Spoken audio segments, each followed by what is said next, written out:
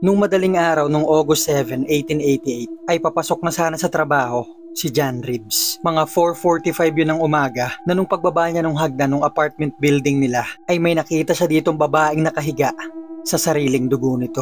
Nagmadali siyang tumakbo sa mga street sa kanila at humingi ng tulong na kung saan naman nagkataong nagpapatrolya yung pulis na si Thomas Barrett. Makalipas ang halos isang oras ay dumating naman si Dr. Timothy Kilin na siya nagsagawa ng eksamen na sa katawan ng bangkay. Yung babae na yun ay sinaksak ng 39 na beses sa katawan. Yung karamihan dito ay sa dibdib at sa tiyan. At sa tingin ni Dr. Kilin ay 3 oras na ang nakakalipas nung binawian ito ng buhay. So namatay ito mga alas 2 hanggang alas 3 ng madaling araw.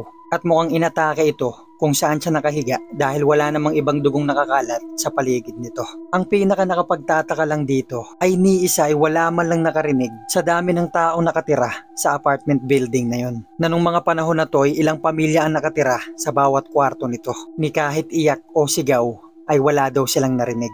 Kinalaunan ay nalaman din nila na yung babae na yon ay ang 39 years old na si Martha Tabram. Hiwalay ito sa asawa at may 2 anak. Ang address ni Martha noong mga panahon na to ay sa 19 George Street. Halos 300 metro ang layo kung saan natagpuan yung bangkay niya. Na apartment building na tinatawag na George Yard Buildings. Si Martha ay sinasabi nagtatrabaho bilang sex worker na yung isa sa mga kasamahan niya na si Mary Ann Connelly na siyang tinanong ng mga pulis. Ang sabi nito noong August 6 ng gabi bago mamatay si Martha, ay kasama niya itong nakipag-inuman sa 2 sundalo. Matapos nila mag-inuman nung gabi na, ay naghiwalay sila ni Martha. Si Mary Ann ay kasama yung isang sundalo at yung isa naman ay kay Martha. Si Mary Ann at yung kasama niya ay nagpunta sa Angel Alley o tawagin na lang nating Angel Street, habang si Martha naman at yung kasama niyang sundalo ay nagpunta sa George Street. At ito na yung huling beses na nakita niya si Martha ang buhay. Ayon sa estimasyon ng investigasyon nila, naghiwalay si Mary Ann at si Martha bandang 11:45 nung gabi noong August 6. At makalipas ang mahigit sa 2 oras, si Thomas Barrett ay nagsisimula na mag-ikot ng mga oras na to sa George Street. At alas 2 hanggang alas 3 ng madaling araw, nung inatake si Martha, kung saan natagpuan ni John Reeves yung bangkay nito mag-aalas 5 ng umaga. Hinanap ngayon ng mga pulis yung mga sundalong kasama ni Mary Ann at ni Martha nung gabi na yon, na naituro at kinilala naman ito. Pero may matibay na alibay yung 2 sundalo. Yung isa dito ay nasa bahay lang nila kasama yung asawa at anak niya. Yung isa naman ay nasa army base ng London. Si Edmund Reed naman, yung detective inspector dun sa lugar, na siyang pangunahing humahawak ng mga krimen sa Whitechapel. Kinumpirma nito na tama at positibo naman yung alibay ng mga sundalo. Kaya't sinabihan nito si Mary Ann, yung kaibigan ni Martha, na kung sino na lang yung tinuro nito at hindi ito mapagkakatiwalaan. Kaya naman hindi na nila ito tinanong sa buong investigasyon ng kaso. Sa paningin ng maraming tao ay mukhang yung sundalo yung pumatay kay Martha. Pero wala silang motibong makita para gawin nila to. Yung sitwasyon sa Whitechapel ay napakagulo, napakadumi at marami ring mga krimen. Pwede rin namang matapos gawin ni Martha at ng sundalo yung dapat nilang gawin nung naghiwalay na sila ng daan, tsaka naman may umatake kay Martha. Totoong medyo mahirap at magulo ang pamumuhay sa Whitechapel nung taon na to. Pero yung uri ng pagpatay dito ay sobrang brutal at nakakatakot isipin na may tao palang kayang gumawa nun sa Whitechapel. Ang sabi pa ng isang colonel sa London na si Colonel Collier, na isa raw to sa mga pinakabrutal at pinakamalalang krimen na nangyari sa lugar nila sa makalipas na mahabang panahon. Isang babaeng walang kalaban-laban, pinagsasaksak ng 39 na beses, na kung tutuusin para patayin si Martha ay hindi ito kailangan saksakin ng ganito karami. Sinabi ito ni Colonel Collier noong August 23, 1888 na lingid sa kaalaman nila na lilipas lang ang 1 linggo ay may mas malala pang krimeng mangyayari. Ilang kanto lang ang layo kung saan natagpuan yung katawan ni Martha. August 31, 1888. Mag-aalas 4 na ng umaga, umalis si Robert Paul sa bahay nila para pumasok sa trabaho.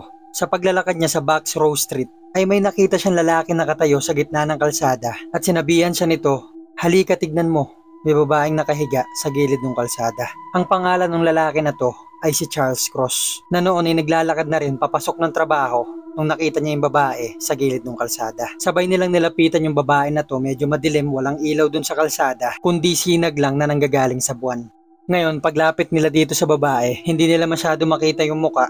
Kinapitan niya yung kamay nito, medyo malamig, inisip nila baka patay na. Pero narinig ni Paul na parang humihinga pa naman tong babae. Kaya lang siguro malamig yung kamay dahil nakahiga ito sa kalsada. Pero imbis na humingi ng tulong tong dalawa, ay ang pinakainalala nila ay baka malate sila sa trabaho. Sabay sila naglakad papalayo dun sa babae na pag may nakasalubong na lang silang pulis ay sasabihin nila. At nagkataon naman na may isang pulis na nagpapatrol dito na ang pangalan ay John Neal. Hindi niya nakasalubong si Charles at si Paul nung naglalakad na siya sa Backrow Street, siguro nagkasalisi sila nung napansin ni John Neal na may babaeng nakahiga sa gilid ng kalsada. May dala siyang pang-ilaw nung mga oras na yon at nung nakita niya tong babae ay kinalabutan siya sa nakita niya. Dito ay nakita niyang may malalim na hiwa tong babae sa leeg na nung mga oras na yon ay dumudugo pa. Nung kinapitan niya yung mukha nito, hindi pa tumalamig na parang ilang minuto pa lang yung nakakalipas nung pinatay ito. May isa pang police officer na dumating dito na si Officer Tane na siyang nagmadaling tumawag ng doktor para i-check tong babae. Makalipas ang 15 minuto ay dumating na si Dr. Rhys Llewellyn at kinumpirma nito na patay na tong babae.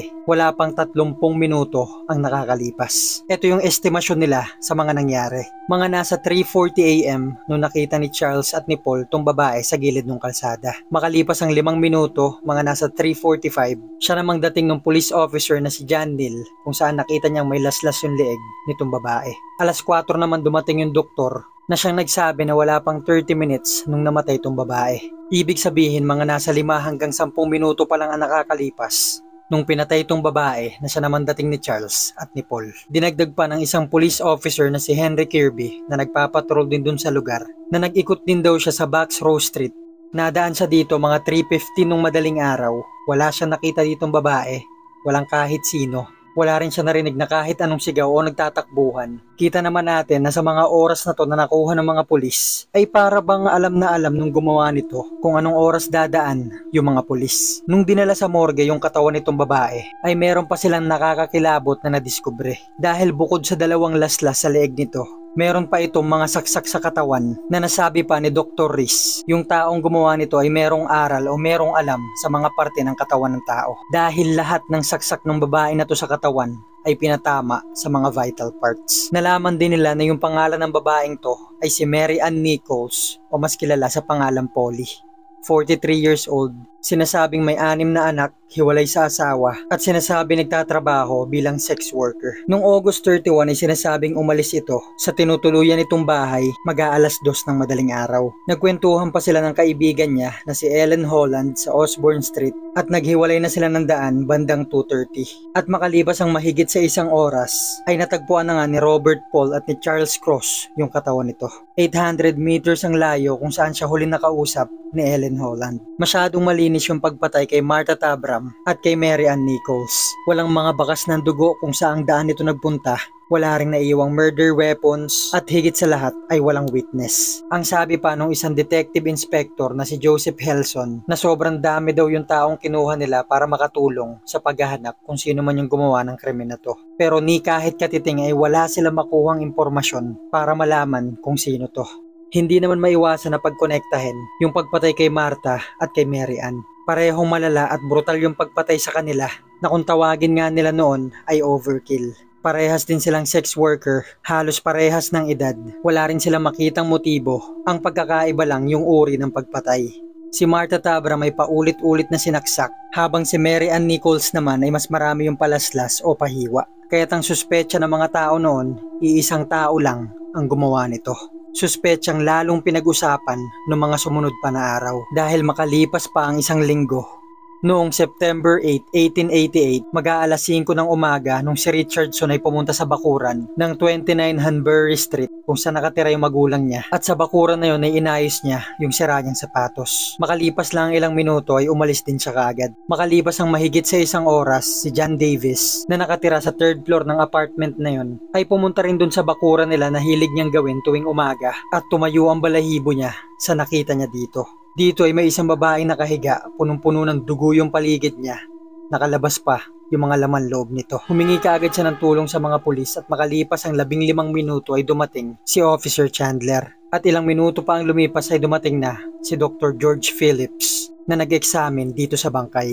Ang unang napansin ni Dr. Phillips sa babae na to ay sobrang lalim nung saksak at hiwa nito sa leeg na halos humiwalay na yung ulo niya dun sa katawan. Yung tiyan nito ay may mahaba at malalim na hiwa na nakabuka na yung tiyan nito, kung saan mukhang nilusot nung pumatay yung kamay niya. Hinila palabas yung mga laman loob ng babae na pinatong din naman sa katawan nito, kung saan natagpuan ng mga pulis na yung bituka nito ay nakapatong sa sarili niyang balikat. Matapos nila tong i-check ay dinala na ito sa morgue at yung ibang mga pulis ay naiwan dun sa bakuran para maghanap ng mga ebidensya.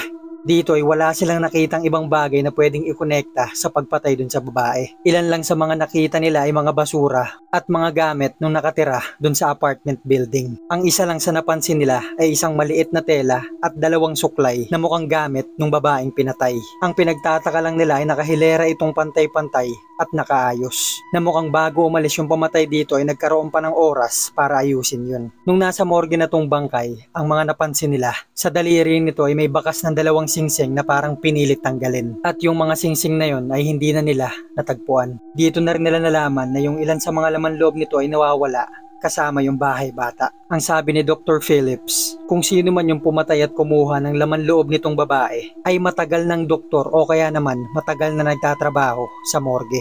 Dahil alam na alam nito kung saan niya kukunin yung laman loob na kinuha niya. Lahat ng hiwa nito sa tiyan ay ang tamang hiwa kung paano yun kukunin. Bagay na hindi magagawa ng isang simple lang na mamamatay tao. Idinagdag pa ni Colonel Baxter, yung mga bagay na to ay hindi kayang gawin kahit pa ng isang taong matagal na panahon nang nagtatrabaho sa katayan ng hayop. Yung taong gumawa nito ay may experience na sa operasyon sa katawan ng tao.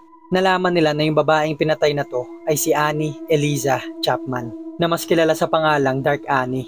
47 years old, hiwalay sa asawa, sinasabing nagkaroon ng 7 anak pero yung 5 dito ay patay na nakatira noon sa 35 Dorset Street. Mag-aalas 2 ng madaling araw bago matagpuan yung katawan nito ay pinaalis siya sa tinutuluyan niyang bahay dahil wala itong pambayad. Sa pilitan siyang pinalabas ng mga nagbabantay at kung saan man ito nagpunta ay walang nakakaalam. Pero hindi gaya ng mga unang biktima, bago mamatay itong si Chapman ay may nakakita sa kanyang may kasamang lalaki na tinuturing na witness. Ang pangalan ng witness na to ay Elizabeth Long. Mga 5:30 daw yun ng umaga. Nung naglalakad daw siya sa Hanbury Street ay may nakita siya ditong lalaki at babae at positibo niyang kinilala yung babae na to na si Dark Annie. Hindi niya masyado nakita yung mukha nitong lalaki dahil nakatalikod doon sa kalsada nung dumaan siya. Basta't ang napansin niya daw ay meron tong bigote at nakasomblero. Bagay na hindi naman nakatulong sa mga pulis dahil karamihan sa mga tao doon sa Whitechapel ay merong bigote at laging nakasomblero. Pero narinig niya daw itong nag-uusap.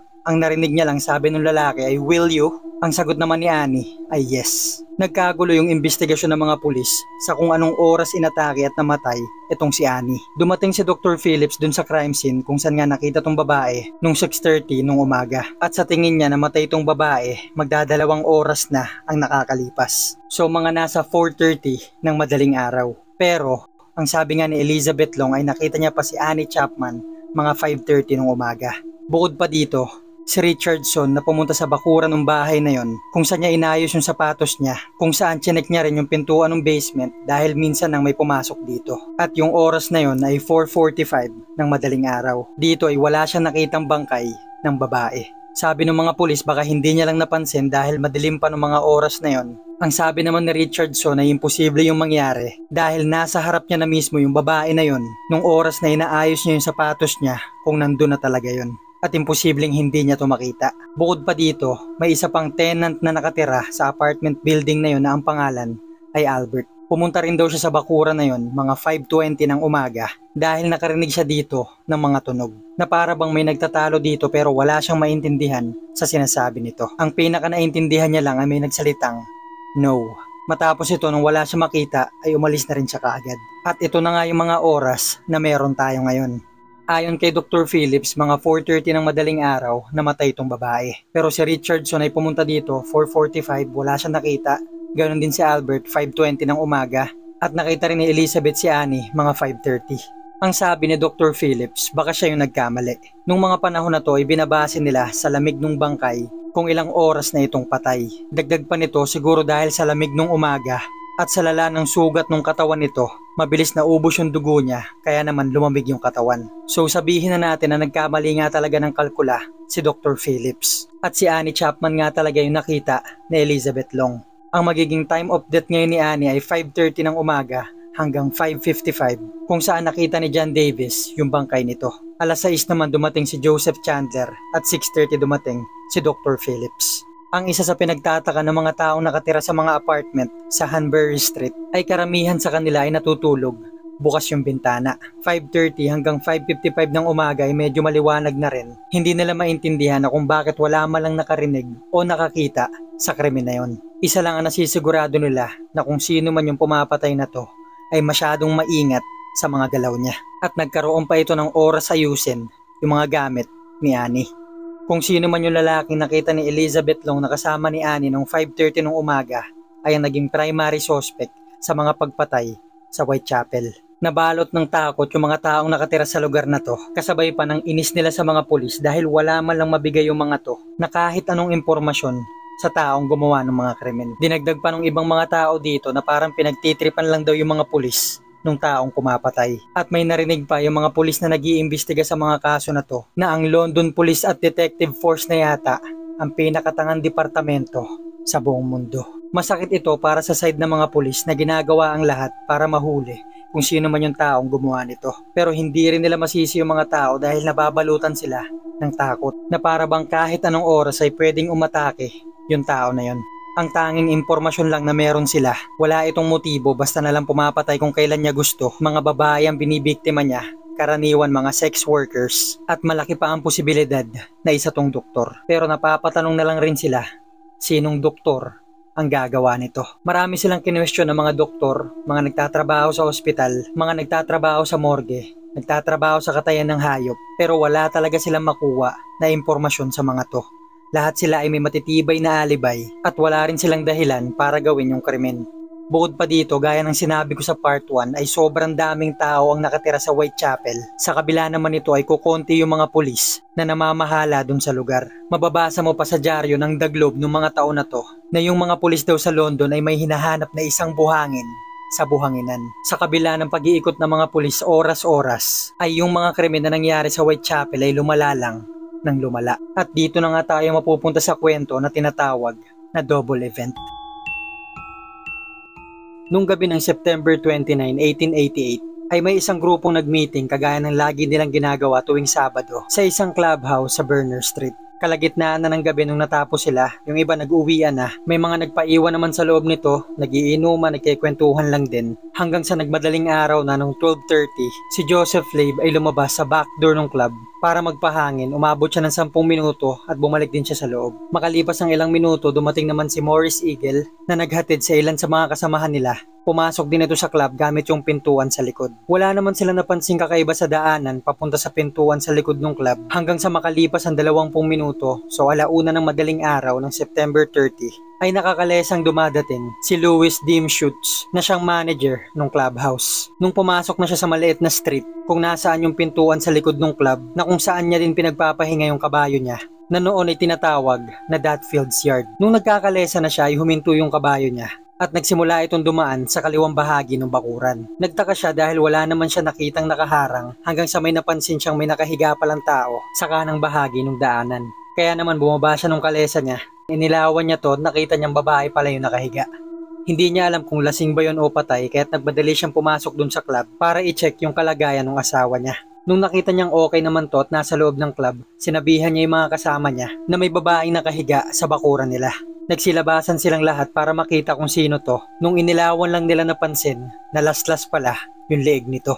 Pero hindi lang ito simpleng hiwa, kundi napakalaki at napakalalim nito na parang gusto nang putulin yung ulo. At napansin na din nila na sobrang dami na palang dugo na nasa bakuran nila. Nagsitakbuhan yung ilan sa mga lalaki sa kanila para maghanap ng pulis. Kung saan sila nakakita ng 2 pulis na naglalakad, ang isa dito ay si Henry Lamb. Tinuro nila kung saan yung Datfield's Yard at nakarating sila dito mga 1:10. Pinatawag din nila si Dr. Frederick William Blackwell at yung assistant nito na si Edward Johnston. Dumating si Dr. Blackwell mga 1:50 ng madaling araw na kung saan nila in-examine tong babae at nagsidatingan na rin yung ibang mga pulis. Wala pang 1 kilometro ang layo sa west side ng club kung saan natagpuan yung babaeng ginilitan sa lugar na tinatawag naman na Mitre Street. At may isang part ng street na to na tinatawag naman na Mitre Square. May isang pulis na naatasang mag-ikot-ikot sa lugar na to na ang pangalan ay Edward Watkins. Sa isang ikot sa buong street na to ay tumatagal ng 13 minutes. Mga 1:30 nung madaling araw na yon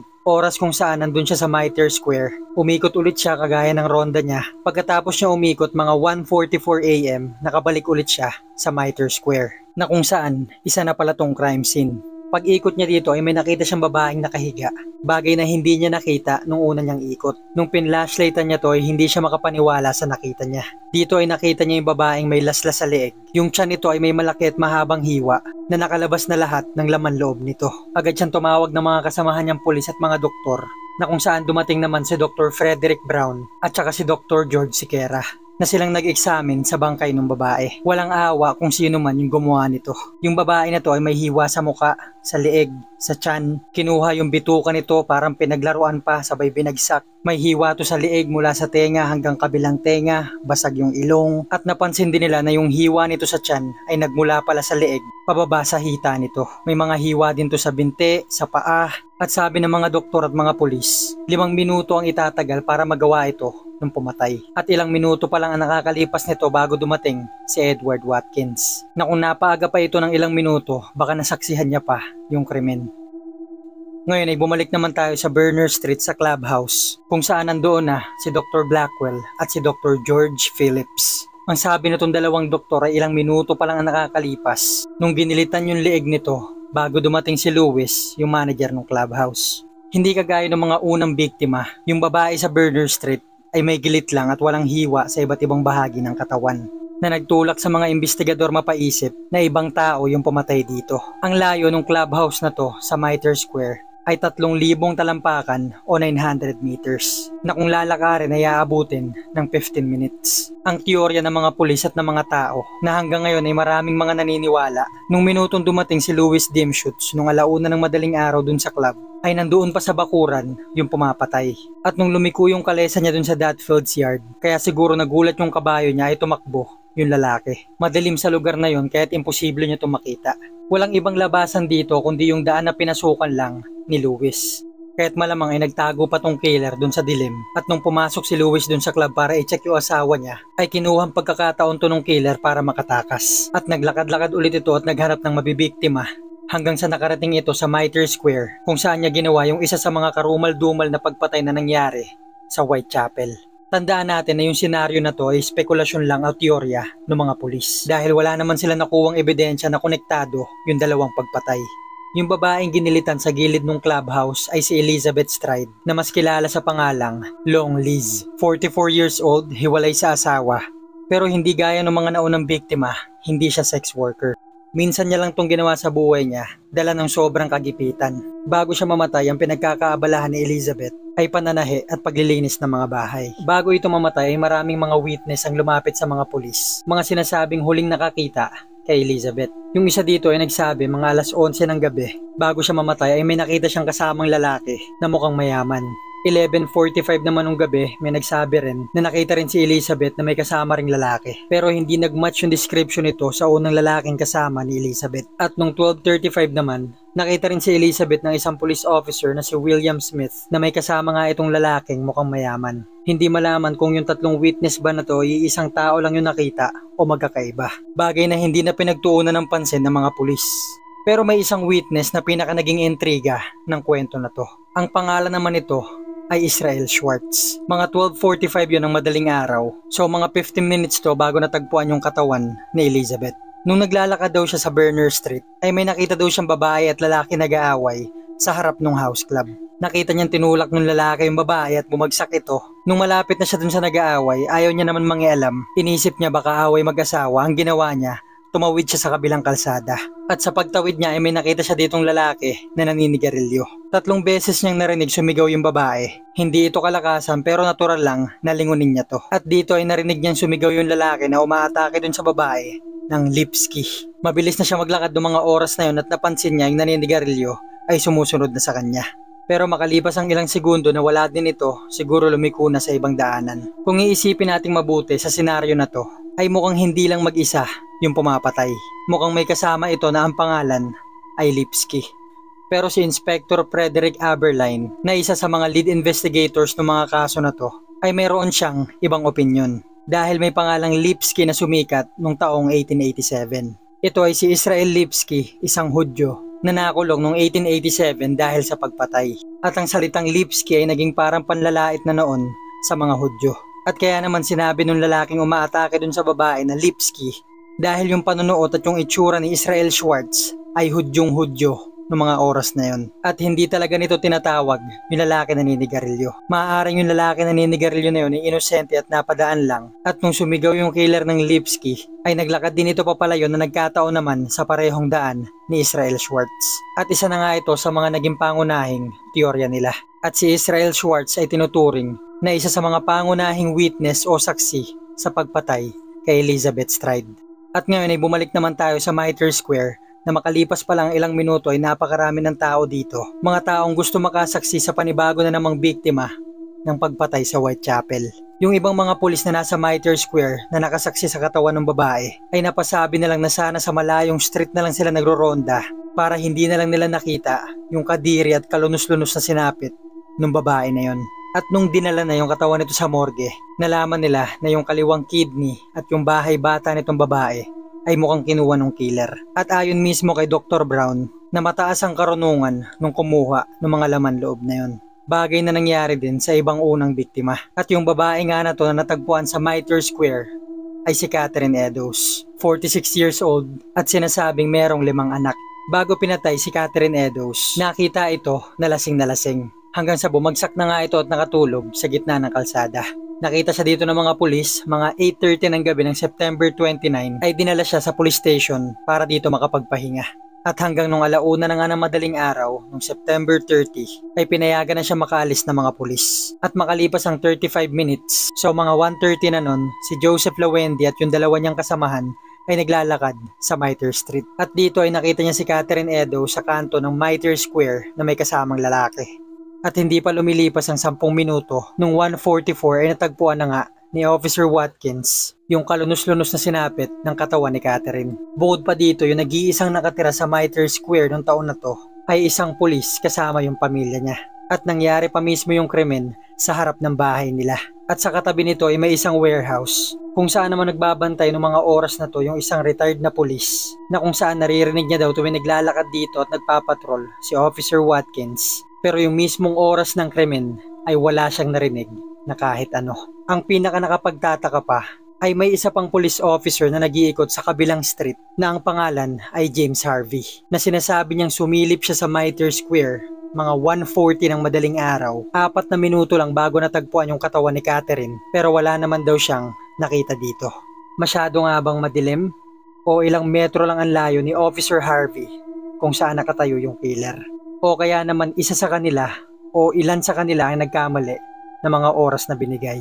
Pwede rin naman masyado lang siyang maingat o kalkulado nung pumapatay yung mga oras, kaya naman hindi siya o sila nahuhuli. Hindi kalayuan sa lugar kung saan natagpuan yung katawan ni Catherine Eddowes ay may nakita yung mga pulis na tela o parte ng apron ni Catherine.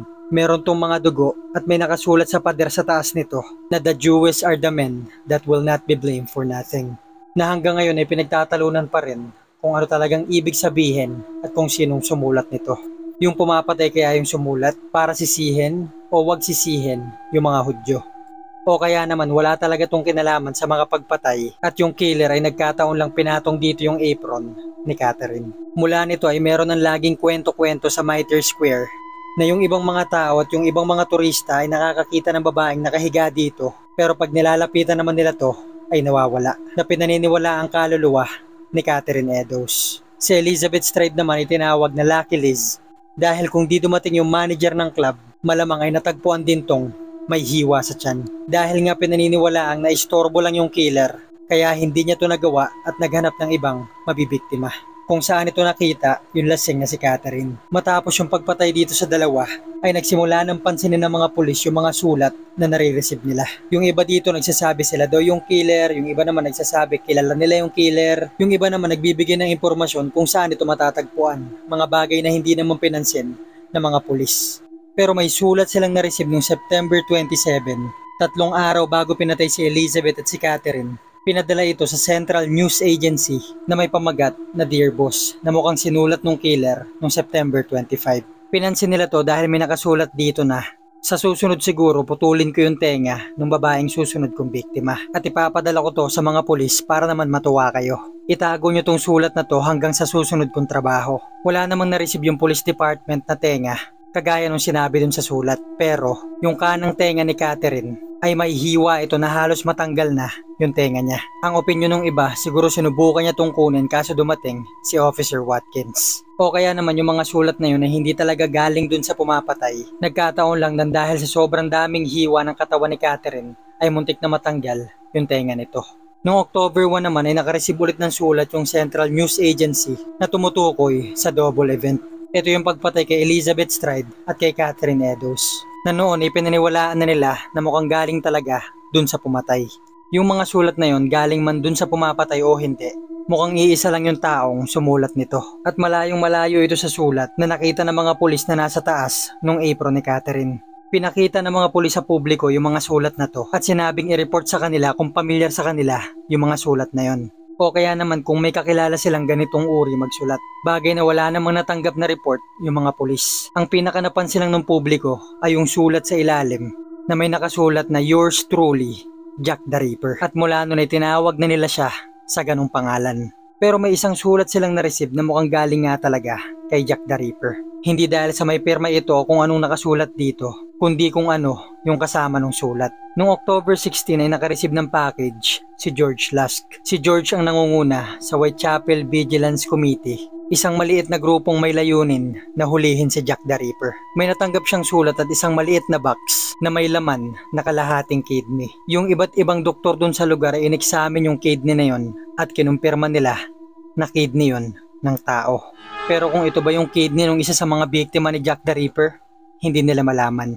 Pwede rin namang gawa-gawa lang ito ng isang medical student o kaya naman taong may kakayahang kumuha ng kidney ng tao. At ang sabi sa kasama ng sulat ng kidney na yon ay kidney nga daw yun ng isa sa mga biktima niya na malamang ay si Catherine Eddowes. Niluto niya daw yung kalahati nito at kinain at yung kalahati ay pinadala sa kanya. Pero ang pinaka-teorya noon na pinaniniwalaan pa rin hanggang sa ngayon na yung mga sulat na yon ay gawa-gawa lang ng mga news agency para makabenta ng kwento. Ang sabi pa nung isa sa mga commissioner na si Robert Anderson na yung mga sulat na yun ay gawa-gawa lang ng ilan sa mga journalist sa London. Nanggaling man yung mga sulat na yun kay Jack the Ripper o nung ilan sa mga journalist sa London ay hindi maitatangging nakakuha ito ng atensyon ng maraming tao. Mahigit isang buwan na ang nakakalipas ay wala na mga pagpatay na nangyari sa Whitechapel na kagaya ng pagpatay na ginawa ni Jack the Ripper. Tapos na nga kaya yung pagpatay nito at yung double event na nga ba yung huli niyang mga biktima? Dahil ayon sa ilan sa mga newspaper bago matapos yung buwan ng Oktubre noong 1888 nung wala nang ang balita kay Jack the Ripper ay mukhang napigilan na nga ng London Police na magkaroon pa ulit ito ng biktima sa pinahigpit na seguridad nila sa Whitechapel. Bukod dito ay nag-iingat na rin yung mga taong nakatira sa lugar. Ang sabi pa nung iba mukhang nagsimula na tong matakot at hindi na ulit to papatay. Noong November 9, 1888, si John McCarthy ay nagche-check ng mga bayad ng mga tenant nila dahil siya yung may-ari ng Miller's Court kung saan marami silang kwartong pinapaupahan. At dito niya nakita yung nasa room 13 ay hindi pa nakakabayad. Kaya naman kinausap niya yung assistant niya na si Thomas Boyer na puntahan kung sino man yung nakatira sa room 13 at singilin yung bayad nito. 10:45 ng umaga yon at pumunta na nga dito si Thomas at nagsimula na itong katukin yung room 13. Makalipas ang ilang minuto ay walang sumasagot dito o ni kahit anong tunog na nanggagaling sa loob. Kaya naman pumunta siya sa gilid ng kwarto kung saan may bintana ditong basag. Nakita niyang may nakaharang ditong tela kaya tinanggal niya to at hinawi yung kurtina. At nung sumilip siya sa loob ay hindi niya maintindihan kung ano yung nakikita niya. Lumipas pa ang ilang segundo bago niya na-realize kung ano yung nakahiga sa kama nung kwarto na yon. Agad siyang tumakbo at sinabi ito kay John McCarthy kung ano yung nakita niya, sabay tawag kaagad sila ng pulis. Madaming pulis dito ang rumisponde pero dahil nakalak nga yung pintuan nito galing sa likod ay kailangan nilang sirain yung pintuan para makapasok. At dito na nga nila nakita yung imahe na hindi na mawawala sa isipan ng mga pulis na rumisponde sa kwarto na yon. Dito ay may nakita silang babae nakahiga dun sa kama. Yung mga laman loob nito ay nakakalat sa paligid ng katawan nito. Hindi na makilala yung muka dahil wala na dito yung bibig nito, yung ilong, yung pisngi, yung bibig. Yung buong paligid ng leeg nito ay laslas na buto na lang yung nagkokonekta sa ulo nito at sa katawan. May hiwa yung mga kamay nito, yung paa. Tinanggal din yung dalawang dibdib niya, yung isa nasa ulo niya, yung isa naman nakalagay sa paa. Yung ilan sa mga laman loob nito ay nakapatong sa lamesa sa tabi niya. Yung hita nito ay pinaghihiwa at kita na yung buto. Sinusubukan ko ipaliwanag yung kalagayan ng katawan nito habang tinitignan ko yung aktual na picture nitong babae para hindi nyo na kailangan gawin. Dahil ako na nagsasabi sa inyo, sobrang kadiri talaga tignan ng katawan ng babae. Pero kung ako curious kayong makita, ay isearch nyo na lang sa Google yung huling biktima ni Jack the Ripper. Sabi ni John McCarthy nung in-interview siya, sana daw pala ay hindi na lang siya pumasok sa kwarto na yon at sana ay hindi niya na lang nakita yung katawan nito. Ang sabi naman ni Dr. George Phillips ay kahit saan ka daw tumingin sa parte ng katawan nito ay may sugat. Mukha ring ginilitan ito sa leeg na siyang kumitil sa buhay niya pagkatapos ay ginawa na nung killer lahat ng mga nangyari. Ang sabi naman ni Dr. Thomas Bond, yung mukha nitong babae ay parang pinagtataga ng napakalakas hanggang sa hindi na ito nakilala. Pagkatapos ay kinuha lahat ng laman loob nito at ikinalat dun sa kwarto. Nung inikot nila yung kwarto ay wala silang makitang kahit anong ebidensya dito. Kahit murder weapon, ang tanging nakita lang nila ay may sinunog sa fireplace ng kwarto na mga damit.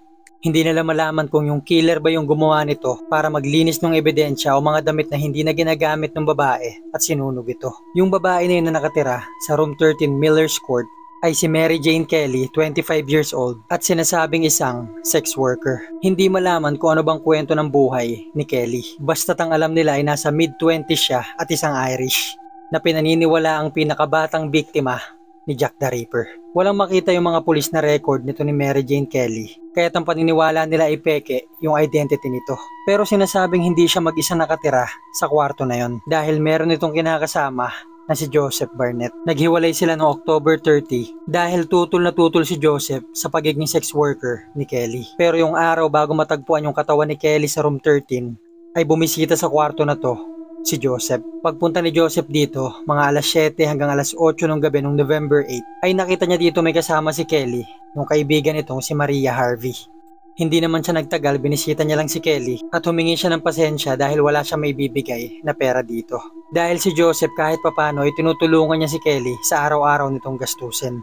Makalipas ang ilang oras, si Maria Harvey at si Joseph ay sabay nang umalis ng Miller's Court property. Dumiretso si Joseph sa tinutuluyan niyang bahay, nakipagkwentuhan sa mga kasamahan niya dito at nakatulog nung madaling araw. Si Kelly naman nung gabi din na yun ay marami nakakita sa kanya na ikipag-inuman sa iba't ibang lugar. Hanggang nung 11:45 nung gabi ng November 8 ay nakita siya nung kapitbahay niya na si Mary Ann Cox na may kasama itong lalaki naglalakad papunta sa kwarto nito.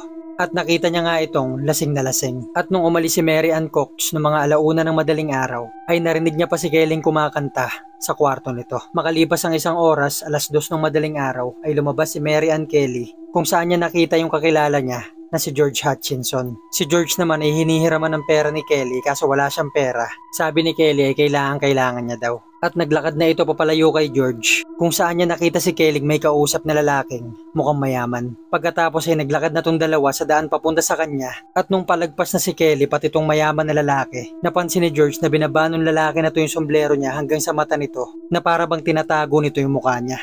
Nagsuspecha siya kaya sinundan niya tong dalawa at nakita niyang pumasok ito sa kwarto ni Kelly sa Miller's Court. Naghintay siya dito ng mahigit isang oras o hanggang alas 3 ng madaling araw pero hindi niya na nakita tong dalawa na lumabas. Ito yung picture na description ni George dun sa lalaki. At nung oras din na to, alas 3, bumalik naman si Mary Ann Cox dun sa kwarto niya at nadaan ulit siya sa kwarto nito ni Kelly. Pero nung mga oras na yun ay wala na siyang naririnig sa kwarto nito. Makalipas ang isang oras, mga alas 4 naman, si Sarah Lewis at si Elizabeth Prater na may sarili-sarili ring kwarto sa Miller's Court ay nakarinig daw sila ng mga sigaw. Hindi nila alam kung saan nanggaling. Ang sabi ni Dr. Thomas Bond ay namatay si Kelly mga alauna hanggang alas 2 ng madaling araw. Ang sabi naman ni Dr. George Phillips mga 5 hanggang 6 na oras na itong patay nung natagpuan yung katawan niya. Pero may mga nakatira dun sa paligid ng Miller's Court na nagsasabi na nakita at nakausap pa daw nila si Kelly bandang alas 8 hanggang alas 10 ng umaga. At yung oras na natagpuan yung katawan nito ay 10:45. Yung mga oras na to na nakuha ng mga pulis sa pag-iimbestiga nila ay hindi nila malaman kung anong oras talaga namatay si Kelly. Hanggang ngayon ay hindi malaman kung anong oras siya inatake at pinatay. Dahil ayon din sa estimasyon nila ay aabuti ng 1 hanggang 2 oras yung krimen na ginawa nito. Ngayon si Mary Ann Kelly ang tinuturing na huling biktima ni Jack the Ripper. sa kabila ng may mga sumunod pang pagpatay hanggang 1991. Isa na dito si Rose Mylett na pinatay sa sakal, si Alice Mackenzie na pinatay din sa saksak sa leeg at sa tiyan pero mababaw lang yung mga sugat nito. May isa rin pagpatay pa noong September 1889 kung saan may natagpuan yung mga pulis na iba't ibang bahagi ng katawan sa iba't ibang araw. Isa pa si Frances Coles na may gilit din sa leeg pero wala itong sugat sa katawan. Nadigaya ng 5 pinaniniwalaan na biktima ni Jack the Ripper na tinatawag na Canonical 5. Pwede ring isama si Martha Tabram na isa sa mga biktima nito pero dahil iba yung uri ng pagpatay sa kanya ay hindi siya kinokonekta sa Canonical 5. Dahil yung tinatawag nga na Canonical 5 ay hindi rin sigurado kung iisa lang ba yung pamatay sa kanila. Kung 5 lang ba yung biktima ni Jack the Ripper o mahigit sa 10 ay hindi na natin malalaman. Pero dahil yung Canonical 5 nga ang pinaniniwalaan na 5 biktima lang ni Jack the Ripper, na kung ilalagay natin to sa palagay na si Mary Ann Kelly nga talaga yung huling biktima nito, bakit kaya? Bakit siya huminto sa mga pagpatay? Hindi dahil sa gusto natin siyang pumatay pa ulit, pero bakit kaya bigla na lang siyang huminto? Nakulong na kaya siya dahil sa ibang krimen? Nagkasakit kaya siya at namatay? Nagpakamatay? Lumipat ng ibang bansa? O kaya naman binago niya yung uri ng pagpatay niya para lituhin yung mga pulis? Hindi matapos-tapos yung mga ganitong uring posibilidad kung ano nangyari kay Jack the Ripper. Kaya naman sobrang dami rin nilang naging suspect. Nandyan si Charles Cross, si William Henry Berry, si Thomas Neil Cream, Thomas Hayne Catbush, Frederick Bailey Deeming, si Montague Druitt, si H.H. Holmes, pati yung pambansang bayani natin na si Jose Rizal ay nadamay sa mga suspect na to. Dahil yung mga panahon na nasa London si Jose Rizal ay nangyari yung mga pagpatay dito. At nung umalis siya ng London, siya namang hinto ng mga pagpatay. Syempre hindi may iwasang masama din dito si Joseph Barnett na boyfriend ni Mary Jane Kelly. At isa pa sa mga suspect ay si Francis Tumblety. Pero ang isa sa mga pinaka-controversial na suspect ngayon ay si Aaron Kosminski na isa sa mga primary suspect sa London noon. Na kailan lang ay nabalita na nasolve na daw kung sino si Jack the Ripper. So way back noong 1888 sa Mitre Square, si Amos Simpson na isa sa mga officer na rumisponde nung nakita ni Officer Watkins yung katawan ni Catherine Eddowes ay may kinuha daw itong si Officer Simpson na shawl o tawagin na lang natin sa Tagalog na panyo sa crime scene sa Mitre Square na kung saan may mga dugo pa daw ito at naipasa na ito sa mga sumunod na pamilya at sa mga sumunod pang pamilya. At hanggang noong 2007 ay naibenta ito sa isang auction at hanggang noong 2011 ay isinalang nila ito sa DNA testing at nagmatch nga ito sa mga kamag-anak ni Catherine Eddowes at sa mga kamag-anak ni Aaron Kosminski. Kung paniniwalaan natin yung research findings na to, yung tanong na kung sino yung misteryosong si Jack the Ripper ay nasolve na. Ito si Aaron Kosminski. Kagaya ng sinabi sa librong nilabas nila na The Guardian na we have definitively solved the mystery of who Jack the Ripper was. Pero napakaraming tanong na hindi naman nila nasagot magpasa hanggang ngayon para masabi nilang definitively solved. Dahil napakarami pa ring butas sa nilabas nila na yon. Kaya't masasabing hanggang ngayon, hindi pa rin nalalaman kung sino talaga si Jack the Ripper. Hahayaan ko na kayo mag-iwan ng teorya at opinion ayon sa mga nalaman at sarili nyong research kung sino kaya talaga si Jack the Ripper. Masyadong mahaba at sobrang daming impormasyon ang kwento ni Jack the Ripper. At para naman sa mga nadismaya sa part 1 ng video na to, sana ay nakabawi ako sa inyo sa halos 1 oras na video na to. Thank you for watching guys.